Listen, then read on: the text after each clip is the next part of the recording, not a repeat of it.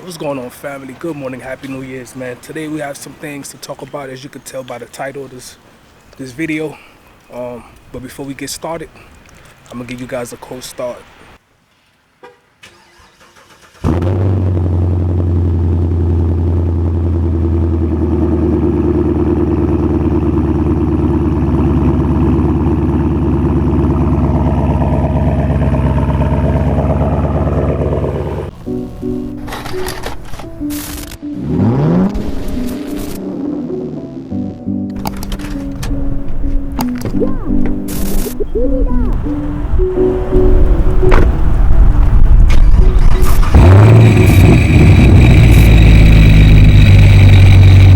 Now that we got the cold start out the way, we can move on to talk about what it's like living with the car for 2 years. I've had this car for roughly 2 years.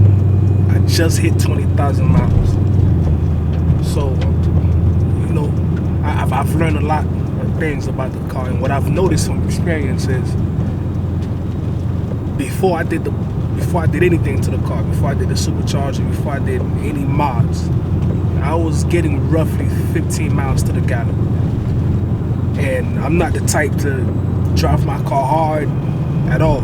Now, I do on certain occasions go around the block for, you know, some spirited driving, but that's rare. It's not something that I do a lot, unless I'm at a red light and I have to remind myself or somebody what the car's capable of. And that's the only time that I drive it hard. Now, of course, nobody goes out and buy a V8 and put a supercharger on it for gas mileage. Now, ever since doing the PROCHARGER 17.6, and that's me doing city driving. Don't really do too much on the highway. Now, living with a PROCHARGER as a daily has been quite fun, and even though the journey was long, but I'm glad that we here with a beast of a car, man. Like, yo, not to, you know, not to brag or not to boast, but she's a beast. I never expected her to be as fast as she is now, or just the enjoyment that comes out of me driving a car on the regular. Every time I get in the car, it's you know, it brings me joy, it put a smile on my face. And that's all we could wish for. That's all I could have wished for. It was a long journey, but at first it was weird, because when you own a car, every time you hear a noise that sounds out of place or something that you've never heard before, you automatically think, oh man, something has to be wrong with the car. Like with the PROCHARGER, everywhere I go, people would notice the car. Like, they'll notice me, and I like that.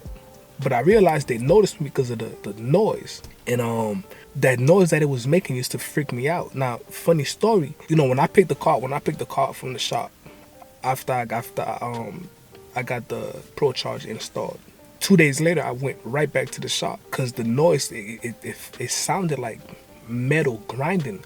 Now, of course, I know you know I heard the supercharger, but when I'm accelerating from 40 to 60, it'll make a weird noise that I was not used to.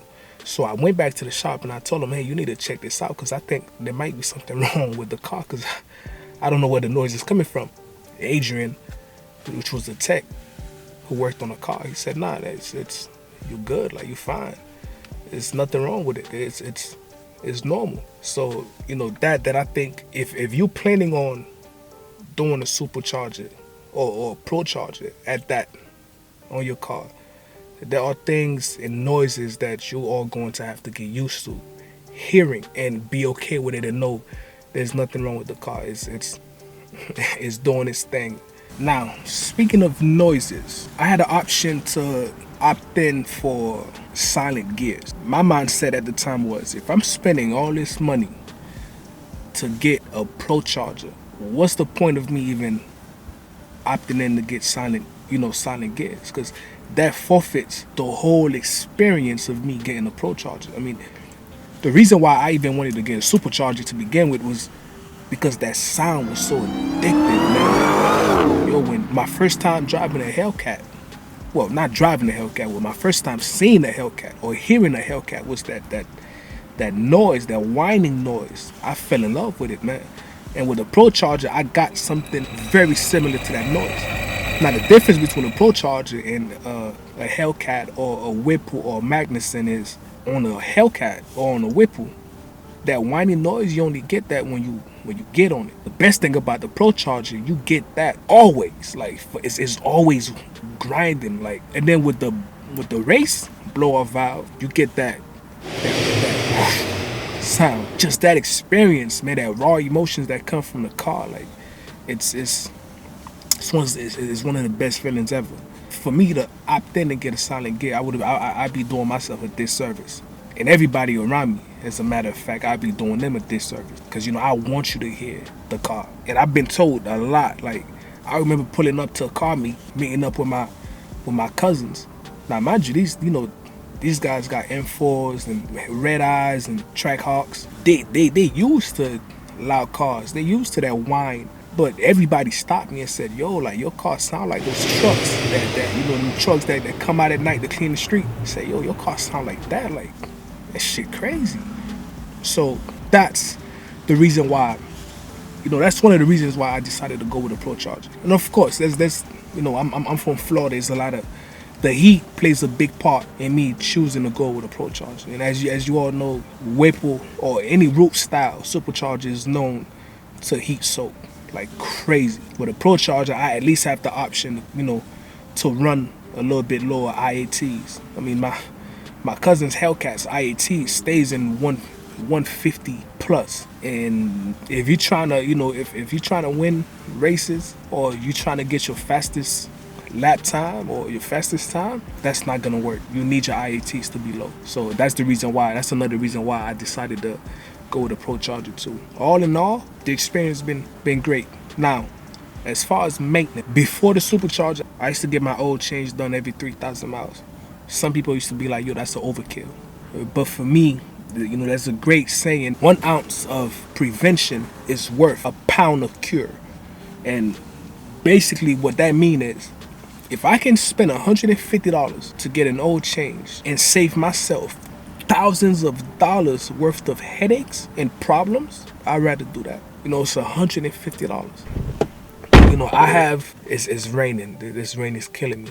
But I know guys that, man, for whatever reason, they don't like to do their oil change on time. I don't get it. Like, yo, it's $150. Even if it was $300. The ProCharger, and what I do too. Now, ProCharger told me to do my oil change every 6,000 miles. For the ProCharger, I change that oil every time I do an oil change. It does not matter. The oil is cheap. It's not hurting me at all. What would hurt me is me being complacent and not doing the oil change on time and fucking something up. Excuse my language. So I can say now, after I got the Supercharger done, I do my oil change a little bit more frequent, especially if I've been racing the car or driving the car hard. I've done a transmission oil change 3 times already, and again, I'm at 20,000 miles. So, and I've done the transmission oil change twice since I got the ProCharger done. You know, it may be an overkill, but just me being at peace and knowing that I'm doing everything that I can do to keep everything running smoothly puts me at peace. Is basically what I'm saying. With a ProCharger, for the amount of time that I've dealt with it, my experience is ProChargers are essentially highly powerful and precise at doing what it does, and that's giving you more power. As I was saying before, ProChargers are powerful. Some might say it's more efficient than a Whipple or a Magnuson. In my opinion, that seems to be the case. Now, is it better than a Magnuson? I can't say that, because you have guys that's making big power using both systems. Is it more efficient though? that, again, this is my opinion. I think it's more efficient. And really, the only con that I can come up with, you know, with a PROCHARGER is, some say it's loud. That's what makes me fall in love with it, is the fact that it's loud. Now, I've had this car for, you know, 2 years, and of course, at first I was happy, but how the car was then and how it is now is night and day.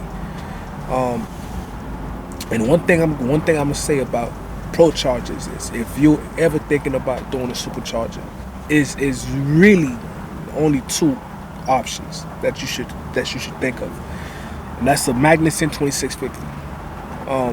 If you're going to spend the money to go that route, do it right the first time. And then if I can give anyone advice out there, if you ever gonna do that, and that goes for anything in life, if you're going to do something, try to do it right the first time. Now, the difference between a PROCHARGER and the reason why I picked the PROCHARGER instead of going with a 2650 Magnuson, which was the run-up, that was my main choice at first. But after doing researches and speaking to a couple of guys that build cars, I ended up going with a PROCHARGER. It's what I'm gonna tell you. From my experience, I know guys that has Whipples, I know guys that have Magnuson, and I know guys that have PROCHARGERs. Or what sets the PROCHARGER apart from those other systems is how it delivers the power, and how more efficient it is at delivering that power. You know, but regardless of what you go with, it's, you know, both systems are going to get the job done. And again, I want to say this is my opinions.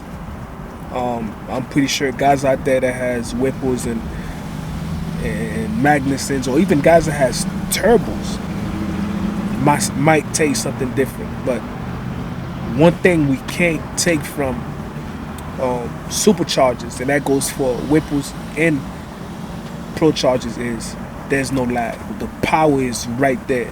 I don't know if I mentioned this before, but my girl has a 2020 Q50 Red Sports. It's 400 horsepower to the crank, but it's turbo. When I hit on the gas, it takes a while. So if I'm at a red light and I'm racing somebody, because by the time turbos spool up, they're already gone. Now I might be able to catch up to them if they're making less power than me, but the lag is a killer. Now I know there's ways around that, you know, but for me that's just too much. I want the power right there. Like as soon as I hit it, I need it, and that was a deal breaker for me. But again, in my opinion, PROCHARGERs are more efficient at delivering the power. And again, you get the power at every RPM from 1,000, 2,000, 3,000 and up. You getting the power. As a matter of fact, your PROCHARGERs is most happier at higher RPM bands. Another big thing is, again, you know, which was a deal breaker for me. I'm in Miami. It's summertime, year round. It's hot as hell down here. I can't imagine me, you know, doing rolls over and over again when it's 90 degrees plus. And then with the humidity on top of that, with a Whipple, it's not gonna work. That's another, you know, pros to, you know, having a supercharger, because I have a Stage II intercooler, so my IAT stays low. Right now my IATs is at 107 and it's about 80 degrees, 85 right now, so it's a little bit cooler right now, but my IATs is pretty cool. Now I can bring that even lower if I want to, which I'm going to do later on in a couple of months. I don't want to spoil that, but so yeah, for all you guys looking to do that system or thinking about doing a PROCHARGER, this what you can expect. You can expect big power, drivability. Car still drives stock when I'm not getting on it, which was another thing for me. I love how the Whipples, you know, some might say the Whip, like a root style supercharger like a Whip or Magnuson is more fun to drive. But do I really need that though? as a daily driver. This is a car that I drive every day. I take it to work, you know, I run to the grocery store to grab something. I use the car. Do I need that? No. Is it usable? No. Fun doesn't win you race. Again, if I'm racing somebody and spinning your tires because you're getting all that power all at once on the lower end, you're not winning races. And especially if you don't have good tire and wheel setup, you're not winning no races. It is more fun, but again, I don't know if all you guys know, but with my car, if I need to have fun, all I have to do is put it on track and blip on the throttle, and I'm in performance mode. and it gave me the same experience that I'm gonna get with a root style supercharger. So every now and then, if I need to have a little fun, you know, I can have a little fun too. But don't get me wrong, PROCHARGER is fun. But you know, if you want to have fun on the lower end and you want to burn tires and burn rubbers, I could do that too.